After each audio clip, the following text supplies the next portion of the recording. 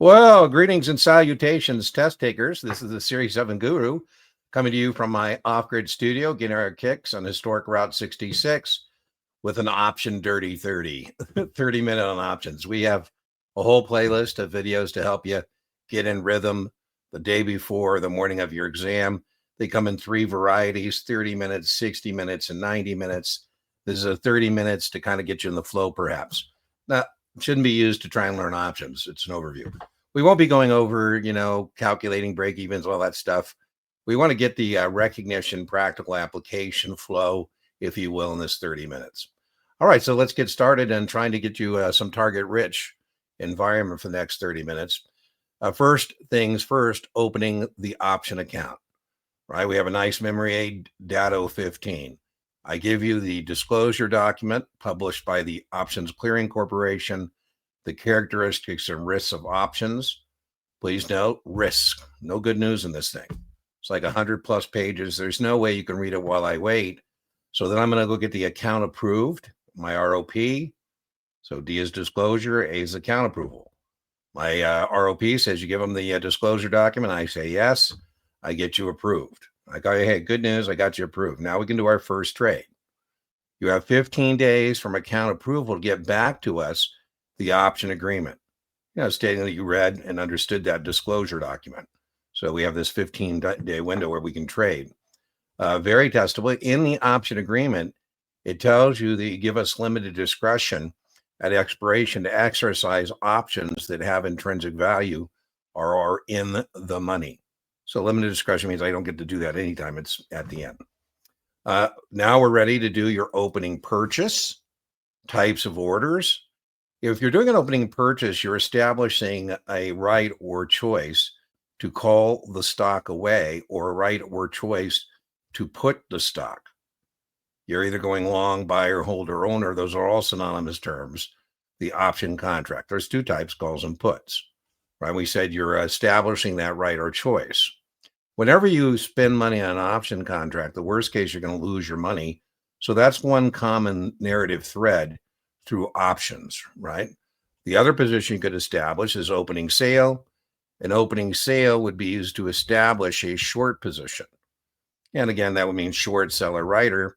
You're either creating the obligation to let somebody call the stock away from you, short call, or an obligation to let somebody put the stock to you, an obligation to buy the stock. So we have two types of contracts, calls and puts. Whenever you collect money, the best case is you get to keep it. So another common thread. So pretty easy to qualify somebody who wants to buy a call or buy a put or buy a straddle or buy a spread. Is this kind of money they can afford to lose? Now, the flip of that is that that's the max gain for the person who sells it, right? If I sell a call, I sell a put, I sell a straddle, I sell a spread, my max gain is the premium I've collected. Now, definitional nomenclature is testable. We have two types of contracts. This actually lets us help qualify the customer. So he says, hey, I'm interested in trading options. I go, well, we have two types of options. Which one? Well, how many are there? That's not off to a good start. So our two types of option contracts are calls and puts. We said you can buy them or sell them. So those are our four basic positions. Now, if you want to know more, I say, Dean, I'm interested in Apple calls. That's a class. That's the type plus the stock. Now, the reason that's important is because position limits apply to a class. Apple calls, Apple puts. That's what class means. Please note, type, call, or put in the complete description of the option contract. Apple calls, there's lots of them. You say December. I go, well, December what? 250s, 255s? That too is an incomplete description. But position limits apply to the same side of the market. It's based on the class, Apple calls, Apple puts. And the same side of the market is going to be long calls and short puts. That's the bullish or buy side. A choice to buy, in my example, Apple, or an obligation to buy Apple. That's the same side of the market. The bearish or sell side is short calls and long puts. An obligation to sell the stock, a choice to sell the stock. In my example, Apple, that would be Apple calls, short Apple calls, and long Apple puts. Now, a complete description of the option contract. To fill out an order ticket, you need a complete description of the option contract. And a complete description test question would be the type, call or put, plus the stock, the underlying interest, plus the expiration, right? Type plus stock plus the expiration plus the strike price. That is a complete description of the option contract. So we say, I knew what's the most complete description of an option contract? A type, B class, C series. You would respond with series. Now, one of the things they love to do on your exam is give you time clock questions. Time clock questions. So, you've done your opening purchase, you've done your opening sale. What can happen now? A good memory aid device for what can happen to an option contract. Not what can happen to the player, what can happen to the option contract. The option contract can be traded. That means if you did the opening purchase, you can do a closing sale. If you did a opening sale, you can do a closing purchase. The option contract can expire. The option contract can be exercised. So a good way to remember that is T. They like to say several weeks later or at expiration, you close, right? So we talked about trading. If you trade the option contract, you're either doing a closing sale to eliminate the long position, or you're doing a closing purchase to eliminate the short position. We said the option contract can be traded. The contract can expire. I used to make every baby broker write 1,000 times. Options are a wasting asset. Time value erodes. At expiration, if the contract has no intrinsic value, the contract will expire worthless. So, if there's no intrinsic value in the question, it says at expiration, that means the contract expired worthless. Be careful. Is that good news or bad news? Well, that depends, right? If that was an option contract that you bought, you were long, you owned, you were holding, you lost your premium. If that was an option contract you had sold, then you get to keep the premium, right? So be careful about whether you're being asked about the option contract, what happened to that, and what's the result for the client. Well, if it has intrinsic value at expiration, the contract will be exercised.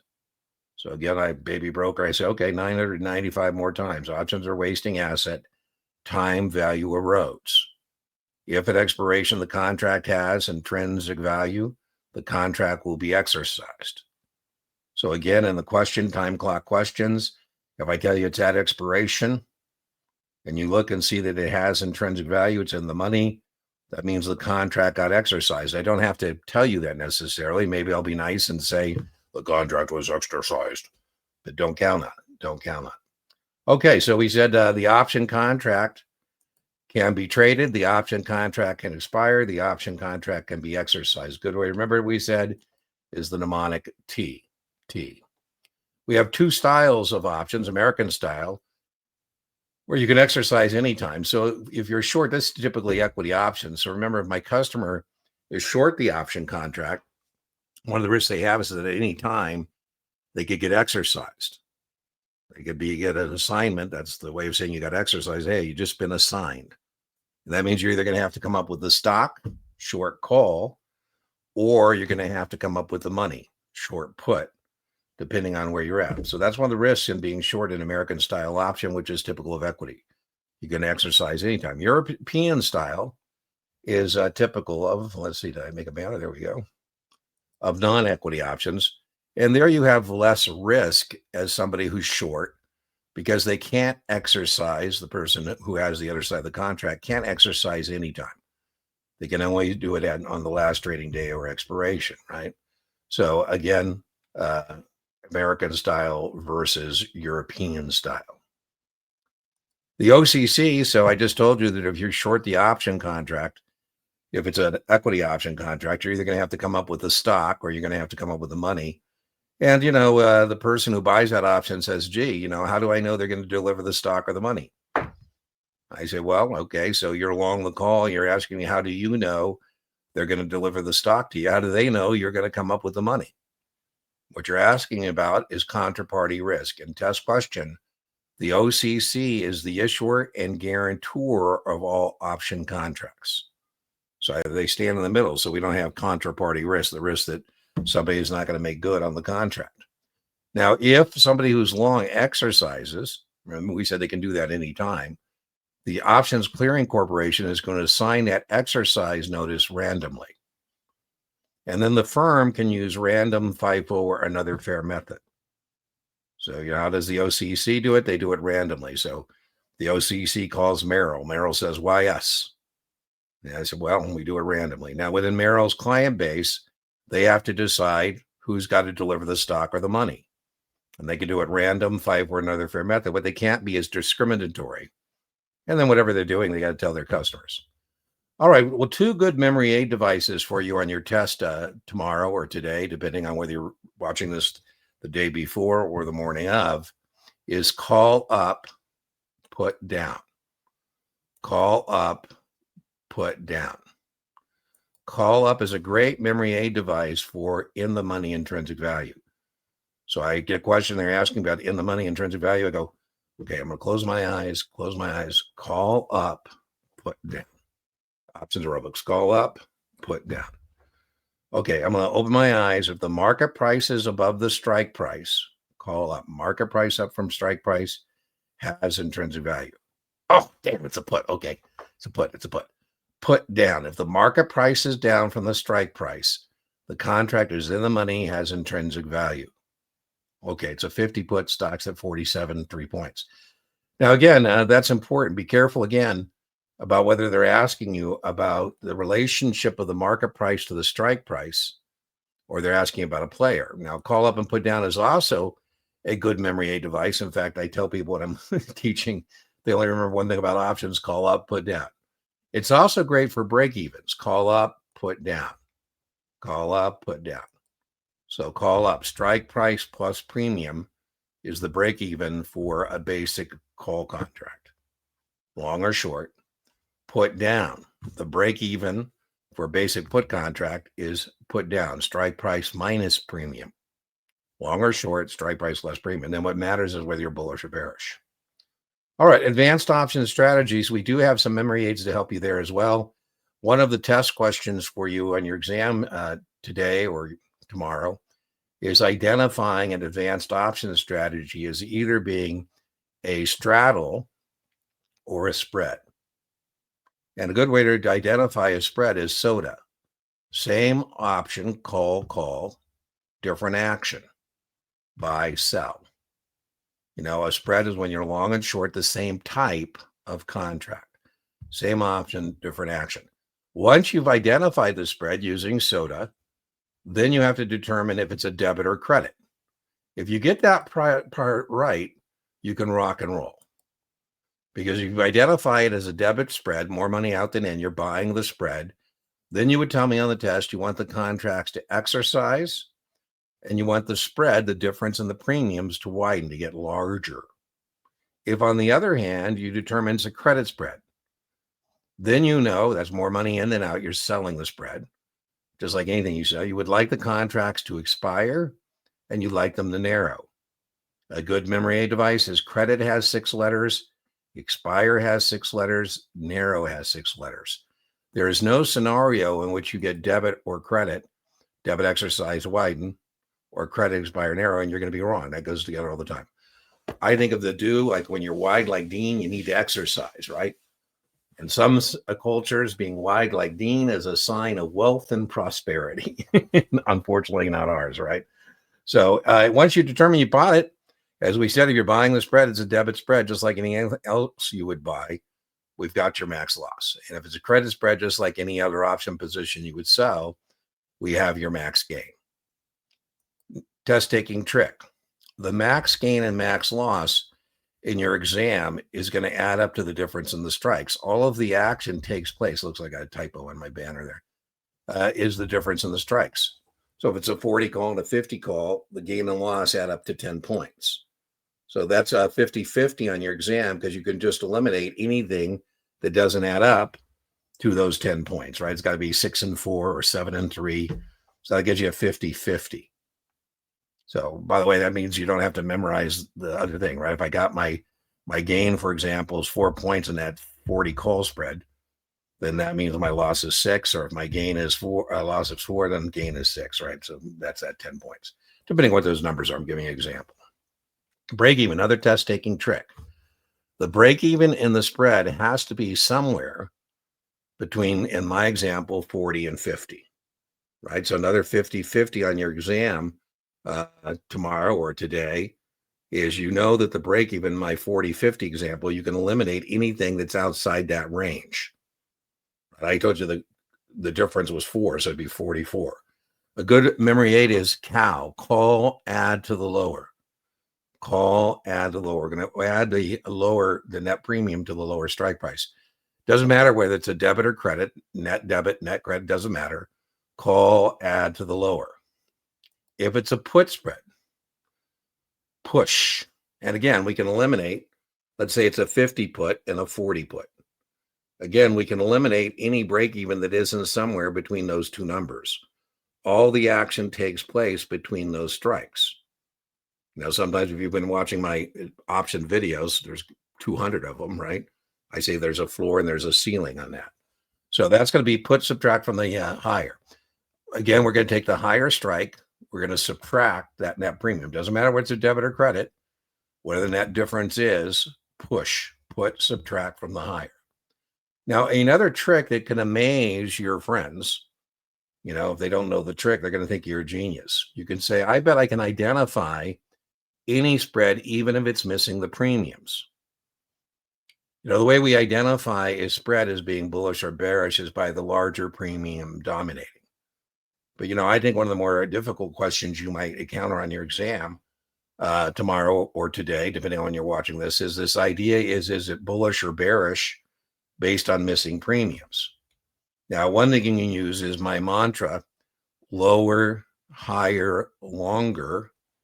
Lower, higher, longer. That's just a mantra for determining what is the dominant leg, even when it's missing premiums, And what that stands for is lower, higher, longer. Whoop, looks like I made a mistake on that one. Let me fix that. Is lower strike call contracts always have greater premiums. Lower strike call contracts always have greater premiums, right? A choice to buy at a lower price is always more desirable. People will sell them, know that. So the lower strike call is always going to be dominant in a spread. Lower, higher, longer. The higher strike put is always going to have a greater premium. A choice to sell at a higher price is always more desirable. People who sell them know that and charge accordingly, right? Longer term option contracts always have greater premiums. The longer you want me to be a potential victim, the more money I'm going to ask for. So that is the mantra: lower, higher, longer. Now, as I said, if you don't kind of get lost, we have another trick that works all the time. It's called bulls, B-U-L-L-S, bulls. That stands for because you are long the lower strike. If you look at any spread, you can look at the lower strike. That's the dominant leg. Doesn't matter what's debit, credit, call, put, doesn't matter. If you are long the lower strike, it is a bullish spread. So just a trick, but it's tips, tricks, and memory aids, right, in this dirty 30 for you. All right, the other advanced option strategy that you have to be able to do 4 things is you have to be able to identify a straddle. DOSA, different options, same action. Different option, same action. Different option, call, put. Same action, buy, or sell. So we have long straddles. What you're straddling is the strike price line. And we have long straddles and short straddles. So first thing you got to do is identify the straddle, different option. Remember, there's only 2, calls and puts. So different option contract, call and a put. Same action, buy, or sell. Second thing you got to be able to do on a straddle is calculate the break evens. Strike price plus total premium for the upside break even. Strike price minus premium for the downside break even. Another memory aid device for us is, once we've calculated those break evens, short inside, long outside. If we're short the straddle, we want it in between the 2 break evens. Anywhere in between those 2 break evens, I'm a winner. I'm, selling the volatility, so to speak. Ideally at expiration, the stock is the strike, neener, and I keep total premiums. If I'm long the straddle, long outside, I want the market price of the stock to be outside of those two numbers. I'm actually buying the volatility, right? So those are advanced option strategies. We have things we can do for people who have stock positions. As an ROP, I say, what is your option? What is your customer coming to the options market to do? Is he a speculator or is he a hedger? A hedger means somebody who has a stock position, and the hedge is what keeps good things in and bad things out. And so hedge means stock position. We either have a stock position, long stock position, the two positions you can have at the broker dealer, are long option positions and short option or short long stock positions and short stock positions, right?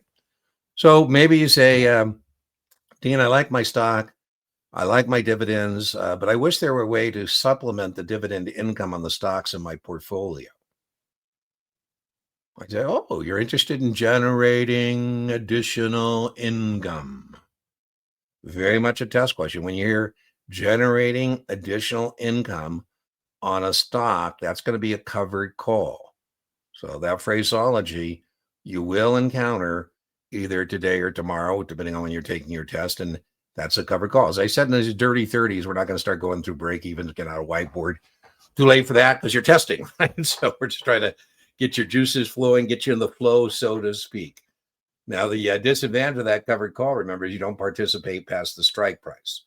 Sometimes we might refer to that on the test as your gain is capped because you got to go the stock at the strike price. The more bullish you are, the higher the strike you would write. The less bullish you are, the lower the strike you would write, depending on where you want, right? Now, the other thing you might be interested in doing is protecting your stock position. And the way we protect a long stock position, remember, is by buying a put. And what is nice about buying that put is you're going to have the ability to participate in a big price increase, but not participate in a big price decline. I say, hey, doctor, it's been a good ride here. We bought the stock at 90. The stock is now 180. We got pretty lucky here. The puts are relatively inexpensive. What I'd like to talk to you about is buying some insurance. Why don't we take part of our paper profits and buy 175 put at 4? We're out $90 for the stock, 4 points for the protection. Anytime between now and expiration, we can exercise at 175 and we would have a guaranteed profit. And you say, well, what's the downside? Well, we don't use the protection. The stock is 175 or higher, just like any other time you buy insurance, you don't file a claim. But that's a good way to have the ability, doctor, to still participate in a big price increase. Here's the test phraseology, but not participate in a big price decline. So if they say protection, we know we're buying the option. Income, we're selling the option in contract. For protection, we're buying. So that's how we protect a long stock position. But remember, we might also want to protect even more importantly, why I say even more importantly, because without the hedge, without the protection, a short stock position will expose the customer to unlimited risk. And so we might want to consider for protection buying insurance, buy a call, establish the choice to buy back the borrowed stock at a set price anytime between now and expiration. That is really, really nifty because if we buy that call, we've changed the position from unlimited risk to limited risk. I would imagine this you could encounter as a recognition question. All the following expose an investor to unlimited risk except, and you say short stock, long call, buy a call. No, that doesn't expose the investor to unlimited risk. Naked calls certainly do. Naked or uncovered calls, short the stock certainly does. An ineffective hedge, shorting a put doesn't work, right? All right, so what's some other trivia you should be aware of for your exam tomorrow or today, depending on when you're watching this? You should definitely know that index option contracts settle in cash. It kind of makes sense when you think about it because, if I were short the OEX, that's the S&P 100, and you exercise me, and I had to come with 100 shares of 100 stocks, nobody would play with you. So when you exercise a index option, what I have to deliver to you is cash equal to the intrinsic value, right? So index options are cash. Not true of stocks. In stocks, remember, I'm going to have to deliver the underlying, right? Some other kind of things to remember. I'm sure you're aware already of your memory aid device, EPIC, for foreign currency hedging. U.S. exporters buy puts, U.S. importers buy calls. And Again, I'm not being facetious. The US dollar is not a foreign currency. So if I'm telling you the dollar is going up or down, that's irrelevant unless I tell you in relationship to the euro or the yen or where the case may be. So, Boeing would be afraid of the yen going down. So Boeing as a US exporter would buy puts on the yen. If I'm a US wine merchant importer, I'm importing European wines, I would be afraid of the dollar going down, the euro going up.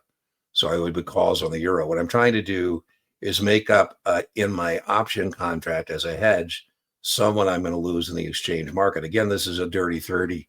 I'm not going to go completely over this whole idea of, hedging as a foreign currency. However, I would warn you, just be careful. If I reverse the question and I say it's a foreign company, it's going to be the opposite, right? So just be careful. Is it a Japanese stereo manufacturer? Remember that they're exporting stereos to the U.S. and somewhere Best Buy is the importer. So just be careful on where you're at on the question.